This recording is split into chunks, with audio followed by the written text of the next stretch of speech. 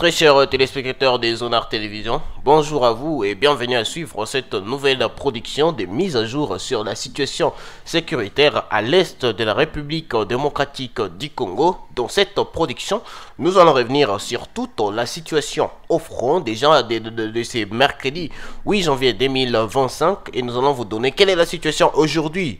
Jeudi 9 janvier 2025, comme déjà nous le savons, hier les forces armées de la République démocratique du Congo et les Wazalendo se sont montrés vraiment supérieurs face au mouvement rebelle M23 qui était carrément en débandade. Alors installez-vous confortablement, je vais commencer avec la situation d'hier, mais ce sera juste après ceci.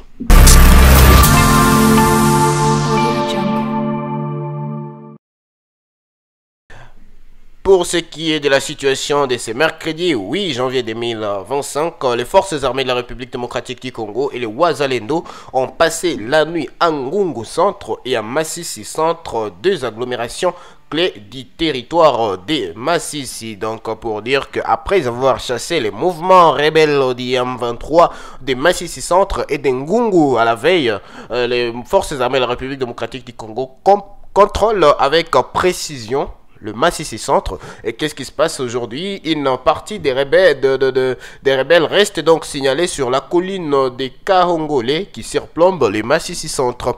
Donc pour ce qui est des Masisi Centre, il n'y a plus de rebelles du M23, mais ils sont déjà sur la colline des Kahongolais. Alors, c'est 9 janvier 2025, dans les territoires de Masisi, une agitation est palpable qui s'est emparée des rebelles du M23. Selon nos sources, ces derniers ont démantelé leurs armes lourdes à Kikuku sur les hauteurs de Kiroche pour les déplacer vers les lignes de Karuba et en signe très probable de réorganisation face à la pression militaire des forces armées de la République démocratique du Congo. Après avoir fui les Masisi Centre, le mouvement rebelle du M23 serait en train de se réorganiser déjà depuis la matinée de ce jeudi 9 janvier 2025. Et pendant ces temps, les forces armées de la République démocratique du Congo et les combattants Wazalendo ont solidifié leur présence à Ngungu Centre et Masisi Centre, deux points stratégiques du territoire. Ces positions clés leur permettent donc de maintenir une pression constante sur les lignes des rebelles. Donc voilà, aujourd'hui, les forces armées de la République démocratique du Congo et les Wazalendo sont en train d'installer leur bastion calmement parce que je les signale, il n'y a pas encore des affrontements aujourd'hui. Ils sont en train d'installer leur bastion calmement et guetter le mouvement rebelle du M23 qui serait soupçonné d'être en train de se réorganiser de l'autre côté. Donc une fraction des rebelles demeure à Kahongolais comme je l'ai dit. Les Wazalendo ont également marqué un coup décisif en reprenant Machaki Centre. Ils ont incendié deux positions de rebelles sur les collines environnantes en intensifiant ainsi les combats sur la position de Rukitsa qui surplombe Katale. Donc voilà. Alors que voilà, déjà les Masisi Centre et les Ngungu Centre étaient en train d'être récupérés par les FARDC et les Wazalendo. De l'autre côté, les Wazalendo ont également récupéré Machaki Centre. Voilà, pour dire que la journée de ce mercredi a été une journée qui a été une journée d'enchaînement de victoire en victoire en victoire pour les Wazalendo et les FARDC.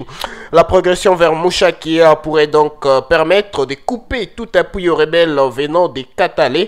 Bihamwe est obligé ainsi ceux qui restent à Kahongolais de se replier vers Nyakariba par Bouhiri ou alors se rendre à la coalition FARDC et Wazalendo. Donc pour ces groupes de mouvements rebelles du M23 qui se trouvent sur la colline des Kahongolais, ils n'ont pas de choix. Ils n'ont pas le choix parce que déjà Machaki Centre est déjà récupéré par les mouvements, les forces armées de la République démocratique du Congo et les Wazalendo. Pour ceux qui sont à Kahongolais aujourd'hui, ils sont soit obligés de se replier, soit se rendre aux forces armées de la République démocratique du Congo parce que ils sont entourés déjà et ils n'ont aucune issue à part se replier vers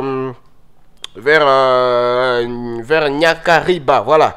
Voilà, c'est bien ça. Alors, les rebelles ont abandonné une Jeep hier en fouillant, parce que je l'ai dit, hier, mercredi, c'était une journée vraiment décisive pour les forces armées de la République démocratique du Congo et les Wazalendo qui ont chassé le mouvement rebelle du M23 qui s'est d'abord retiré vers Louchébéré et après ils se sont retirés encore plus loin parce que la force de frappe était vraiment très lourde avec les forces armées de la République démocratique du Congo et les Wazalendo. Et en fouillant, les rebelles ont abandonné une Jeep de l'administrateur du territoire des Massissi qu'ils avaient déjà récupéré, et dans cette Jeep il y avait des armes, des munitions et des biens, beaucoup de biens volés par les mouvements rebelles du M23 qui voulaient fuir avec ces biens, mais vu qu'il n'avait plus le temps, vu que les forces armées de la République démocratique du Congo étaient vraiment sur une offensive très décisive, les mouvements rebelles du M23 ont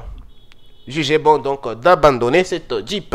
Et hier nous avons enregistré vraiment beaucoup de pertes en hommes et en munitions de la part du mouvement rebelle du M23. Et d'ailleurs il y a des sources qui nous ont signalé qu'il y a même l'un des éléments RDF qui a été qui a été neutralisé par les Wazalendo, toujours dans les territoires des Massissi. Voilà, c'est donc ça la situation, mais retenez que déjà le FARDC et les Wazalendo sont à Massissi Centre, ils sont en Ngungu Centre et ils sont à Machaki Centre. Ils contrôlent toutes ces entités avec précision.